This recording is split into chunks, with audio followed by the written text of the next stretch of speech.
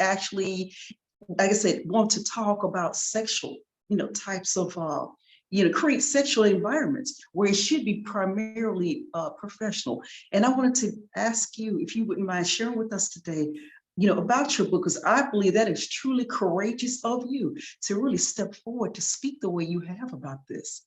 If you could share with us about that within the police department. Thank you, Marlene. I appreciate that. Yeah, when I was I was 21, 22 years old when I joined policing. And so policing was really the only workplace culture I knew. Before that, I had worked, but it was mainly on my own. I was doing loss prevention, which was a job that was on my own. I was doing security on the beach, which was also a job on my own. So I didn't have any real perception or view of what a workplace culture was. I did experience it as an RCMP officer, but again, we worked solo in that space as well most of the time. So when I joined Toronto Police, the environment there immediately was not as professional as I had once thought it should be. And basically, it was generations of unprofessional men that had created this environment and this fear onto other male officers, onto other female officers and civilians working in that environment.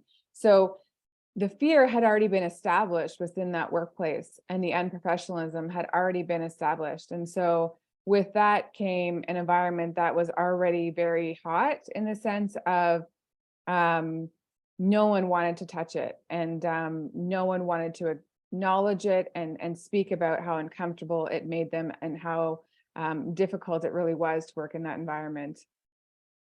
Mm-hmm. And this actually really impacted your book, didn't it? And not only just that, what you're doing today, you're actually reaching out to women, aren't you? Yeah. Telling them to come and be bold and be brave and discuss those stories, so that, because there's so many of us out here who have experienced that. And I'm grateful to see what you've written, Heather. I really enjoyed seeing that. Thank you so much.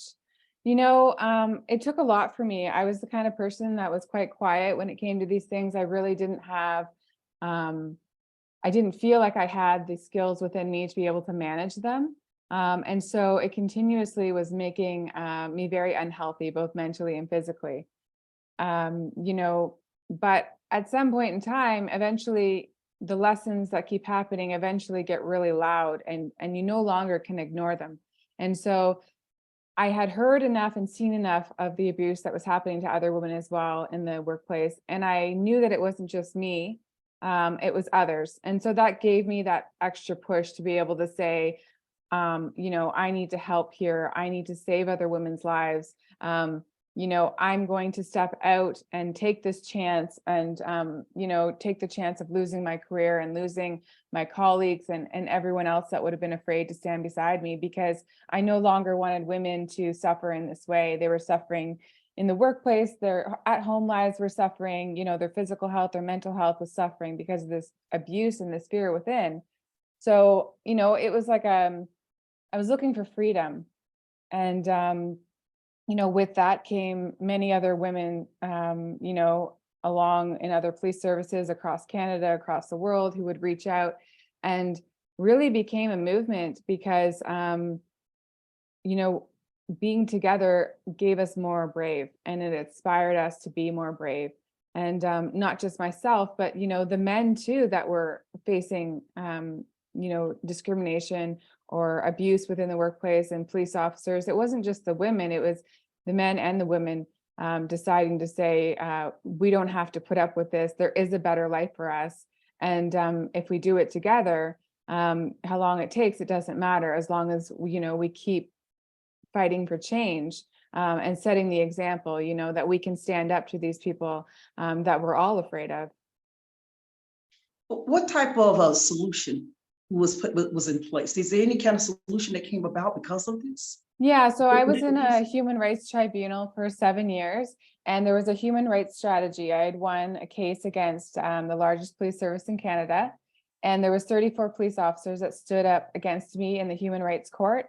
And I won. I was found credible, and with that was implemented a human rights strategy. And so there was various techniques, training, and different ways that they could track and better track what they were not tracking before of the complaints that were not being made public. So before it was being swept under the carpet and not being dealt with, at the level it should be to make the change. And so that's what's happening now. It's a long road, but every road needs a start, and awareness for me was the biggest part of it.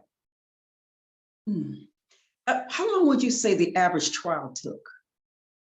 So my case took from the first time I made a complaint within the workplace until I had to leave work and then won my human rights case, it was 7 years. Any appeals from the case?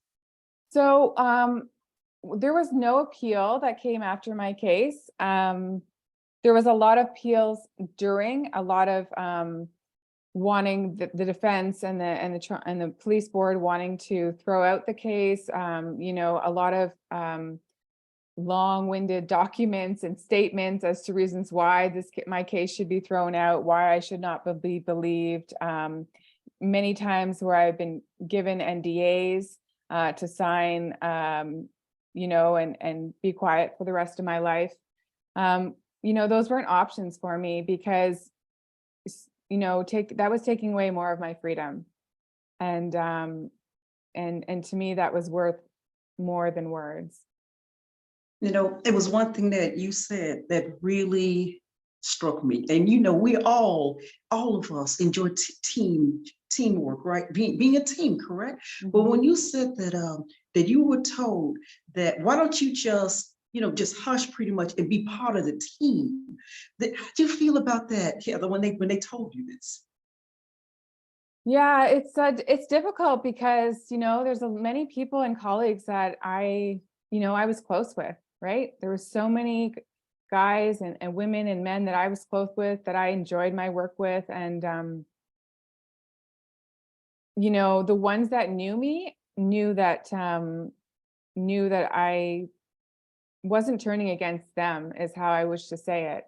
The ones that were telling me to be a part of the team were the ones that were the problem. And so I didn't have very much high regard for their being in the state of their behavior and their mindset. But in the beginning, when they're telling you these things, you don't know how to respond because you're not really understanding what that means until later on you see the pattern of what that meant and what they were saying and how they wanted you, to basically just fit into their toxic culture. Right. And then you understood it. But in the beginning, you just don't want to make waves. You just, you kind of just want to fit in, do your job, protect the public. It's a very stressful job. So it takes some time before that toll, it takes a toll on your body. And you understand that you have to walk away for your health and walk away from the team members that you do care about.